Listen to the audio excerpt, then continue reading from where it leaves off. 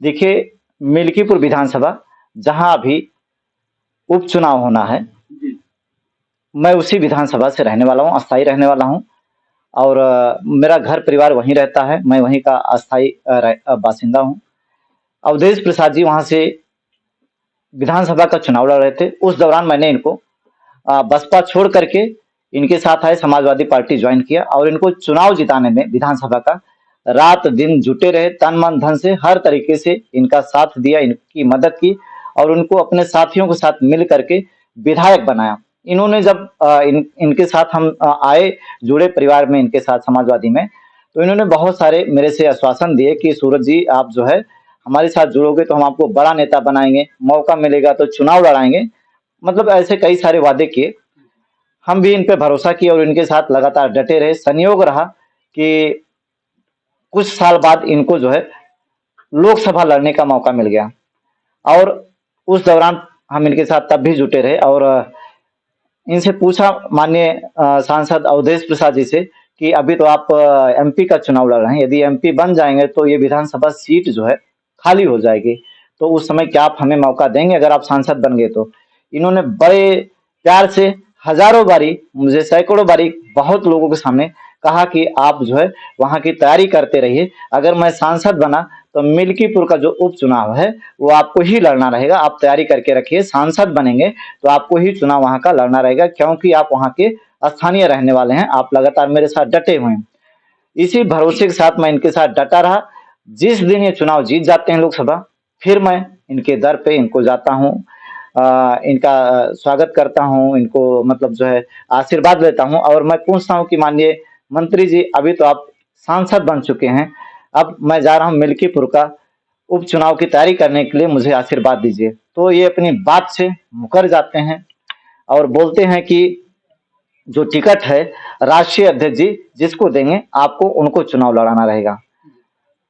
काफी समय तक जो है इधर उधर की बातें मेरे से करते रहे, टालते रहे।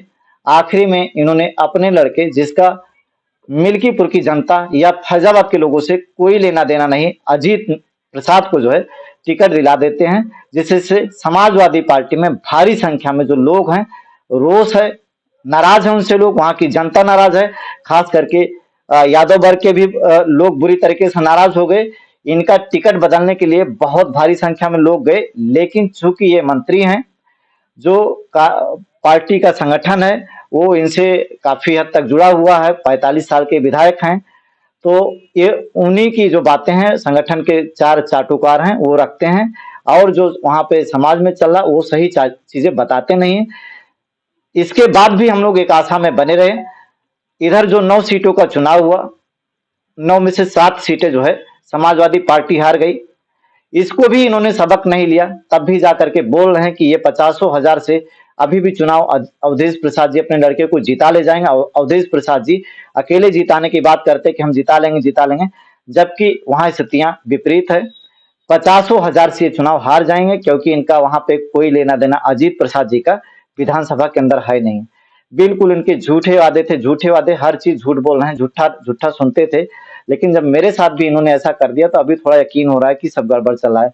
एक सबसे बड़ी बात टिकट वाली थी, दूसरी बात इनके साथ ये थी, 2-3 चीजें वायरल हुई हैं। एक आम की पार्टी का वीडियो, एक बार राष्ट्रीय अध्यक्ष जी गए थे, जब इनको मेरा वोट लेना था तो इन्होंने सम्मान मेरे को वेलकम के साथ वहां पे मंच पे बुलाया। दोबारा भी बोले कि जब राष्ट्रीय अध्यक्ष आएंगे इस चुनाव में, लोकसभा वाले में, हम थे और हमारे एक साथी थे मिस्टर प्रदीप यादव जी, दोनों लोगों को दल बल के साथ गए, बुरी तरीके से बेइज्जत करने का काम किया गया। ऐसे ये समय समय पे समाजवादी जो कार्यकर्ता हैं उनको अपने बातों के माध्यम से, अपने व्यवहार के माध्यम से बेइज्जत करते रहते हैं। अवधेश प्रसाद की जो परिवारवादी नीति है, इसी से नाराज होकर के मैंने अपने सभी साथियों के साथ, जो भी हमारे चाहने वाले थे, समर्थक थे, समाजवादी पार्टी को छोड़ दिया। लोग कह रहे हैं कि आपको चुनाव लड़ना चाहिए, किसी दल से चुनाव लड़ना चाहिए, लेकिन अभी ऐसा कोई विचार फिलहाल बना नहीं है चुनाव लड़ने के लिए। जल्द ही हम इस पे विचार करके जैसी नीति होगी, जैसा हमारा विचार कोई ऐसा होता है तो हम आप लोगों को अवगत कराएंगे। लेकिन आपको सूचना दे दें कि ऑफर सबसे अच्छा मेरे पास हुआ आज की डेट में भीम आर्मी, जिसका चुनाव निशान है केतली, उसके लिए है, आजाद समाज पार्टी के लिए है कि आप वहां से चुनाव लड़िए। बसपा चुनाव न लड़ने का फैसला कर चुकी, वहां पे अपने प्रत्याशी को नहीं उतार रही है, जिसका सीधा फायदा आपको मिल सकता है और आपको चुनाव लड़ना चाहिए। अभी मेरे यार दोस्त, तमाम मीडिया कर्मी, वहां के जो विधानसभा के हमारे जो रिश्तेदार हैं, मित्र हैं, या 15 सालों से जो मैंने काम किया हुआ है, उन लोगों की एक ही मांग है कि सूरज चौधरी वहां से चुनाव लड़ो। अगर तुम चुनाव जीत जाओगे या अच्छा वोटिंग करोगे तो तुम्हारे नाम का इतिहास लिखा जाएगा, ऐसा लोगों का मानना है। लेकिन अभी हमने इस पे कोई बहुत ठोस निर्णय लिया नहीं है। जल्द निर्णय लेने के लिए मेरे ऊपर बहुत दबाव है कि आपको मैदान में आ जाना चाहिए। आप 15 साल से लोगों के बीच में हैं।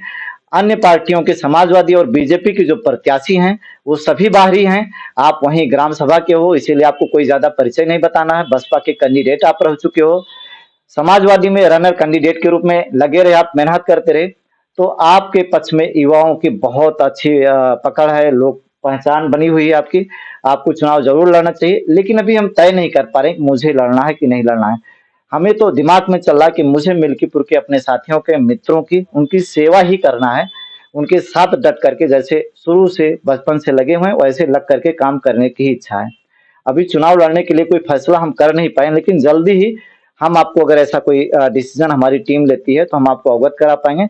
लेकिन जब भी होगा, उन्होंने, अवधेश प्रसाद ने मेरे बारे में, हमारे वो आदरणीय हैं, पिता तुल्य हैं, बाप दादाओं के समान है, उन्होंने बोला था, मीडिया कर्मी जब हमने पार्टी छोड़ा तो उनसे पूछने के लिए गए, तो उनका राय लेने के लिए कि सूरज के बारे में ऐसे ऐसे बात है, सूरज ने पार्टी छोड़ दी, तो उन्होंने जवाब दिया था कि उस आदमी के बारे में जिसका कोई स्टेटस नहीं है, मेरा समय पूछ करके बर्बाद मत करो। तो समाजवादी जो कार्यकर्ता साथी हैं, मैं उनसे कहना चाहूंगा